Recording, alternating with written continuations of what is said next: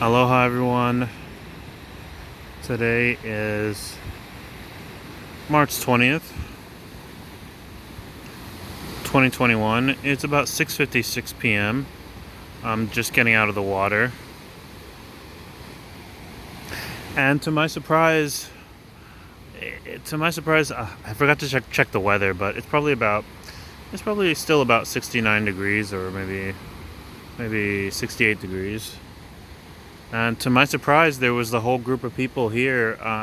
Some of whom actually went for a swim. They went for a swim, even though it was raining. It was actually raining when I went to get in.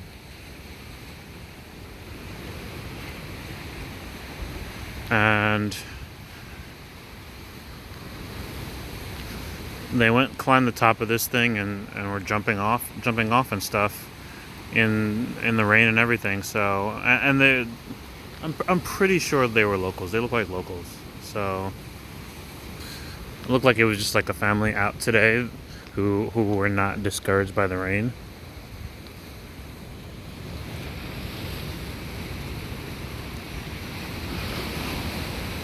But it's already rained. It's already rained several times. It's already rained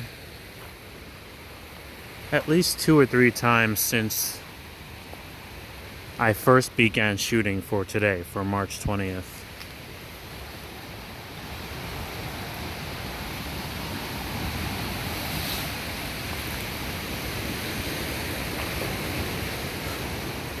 A little bit dark here, sorry guys. But just a really nice dusk shot of the hotels here. I actually don't know which hotel this is. This is actually two hotels. And then this is another one. This is the only one I know, Hilo Hawaiian Hotel. It's right next to us. But I'm not sure what these are. I believe that they're all hotels though. Let me see if there's like a little pathway that I can walk.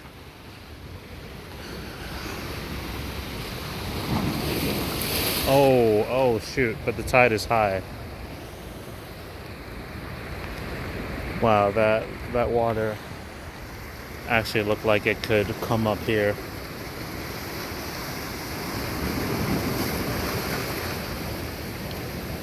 Okay, it's coming pretty high, but not making it all the way over. Oh shoot. Okay, I just don't want to fall in. That's it. I just don't want to fall in the middle of the night.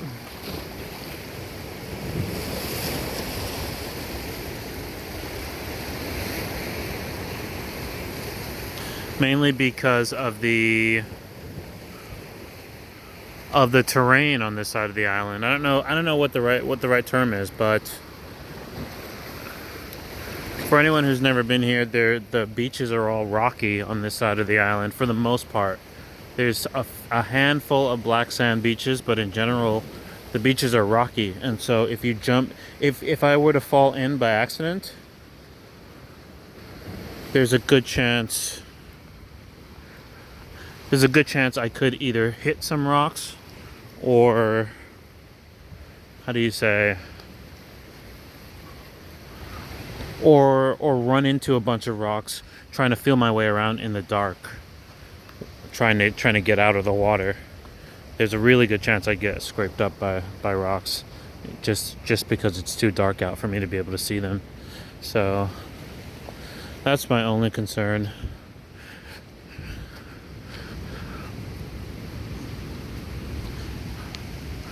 I'll say that's the one thing that I'm still adjusting to.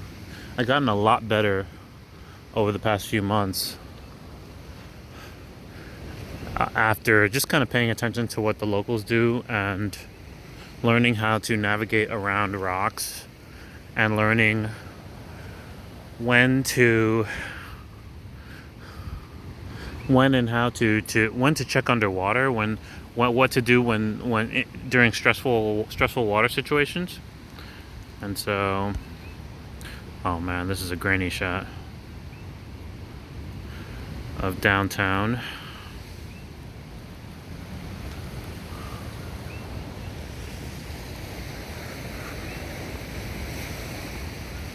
But yeah, I've more or less learned a lot more. I mean, I've gotten sea urchin pins stuck in my feet for the first times in my life, and I had to learn what to do when that happens. There's a whole process. It's not quite as easy as just taking them out. You have to the sea urchin spines are made of calcium, if I'm not mistaken, and they dissolve with vinegar, and so you have to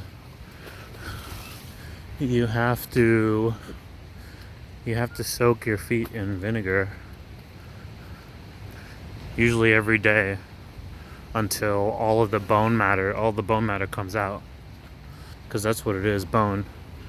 And I mean, before coming here, I really used to think of a sea urchin as a golf ball sized life form, but that is not the case. I learned that is not the case. There are sometimes I've gone underwater and seen just the tiniest ball, maybe a a little ball of the body of the sea urchin, the size of a golf ball, but then its spines will be these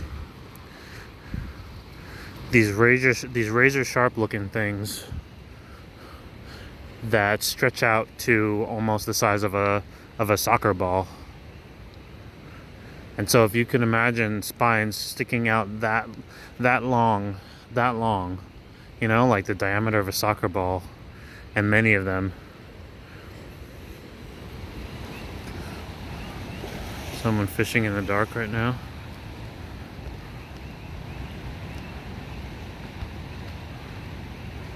On the shore.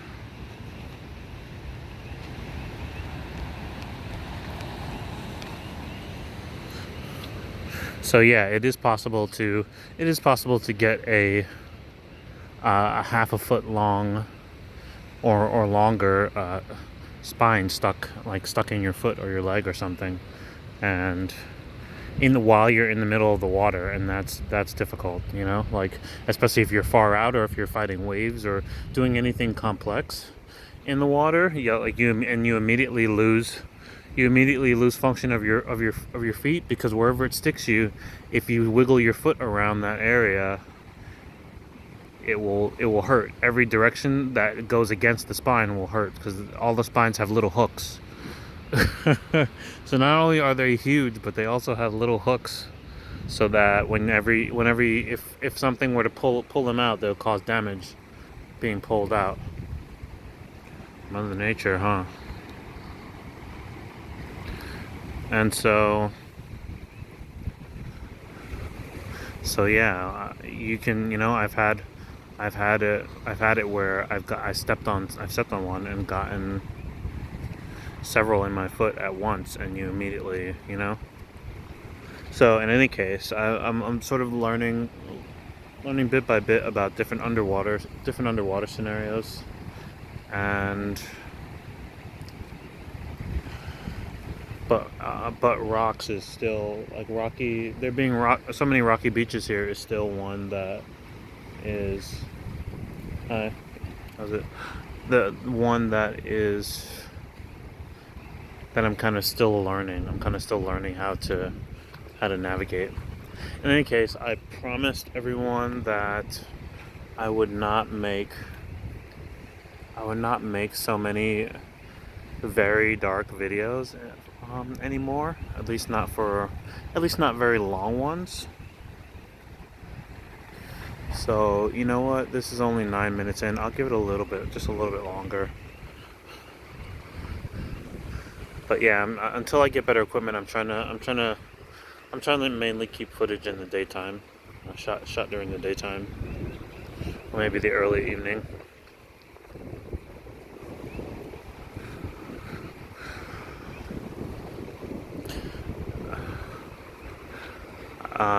So far, rocks has been the most dangerous peril that I faced in the water here. I know it sounds lame because rocks don't move and they're not alive, but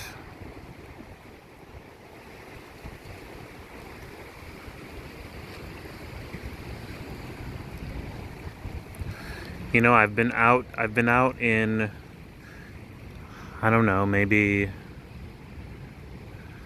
20 foot deep water, or maybe 15, 20 foot deep water, just out in the middle of the ocean with waves and everything, kind of sloshing you around, and out of nowhere, a big rock formation, like I just get slammed up against a big rock formation that's sticking up out of at one random spot where the rest of the water might be like 20 feet deep.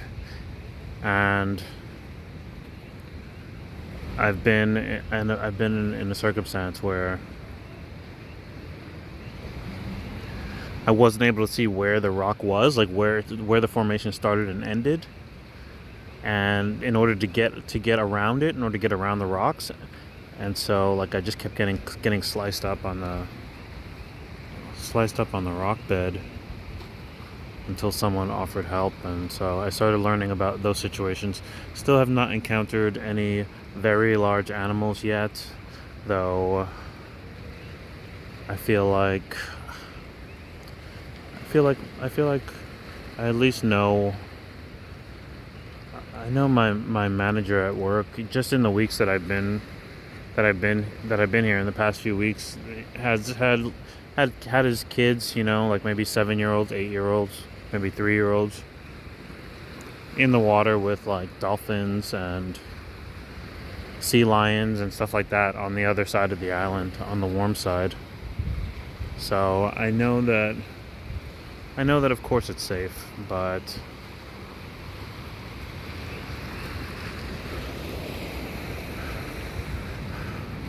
since I'm not used to it, I feel like I will be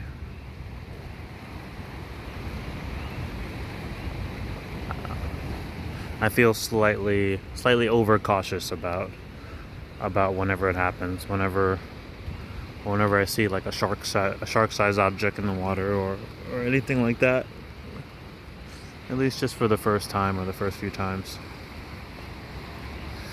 Alright guys, I'm gonna get out of here. I'm gonna head up to Hawaiianako, which is just a little bit north of here, and go to the supermarket and stuff. I'll check in with everyone tomorrow. Aloha.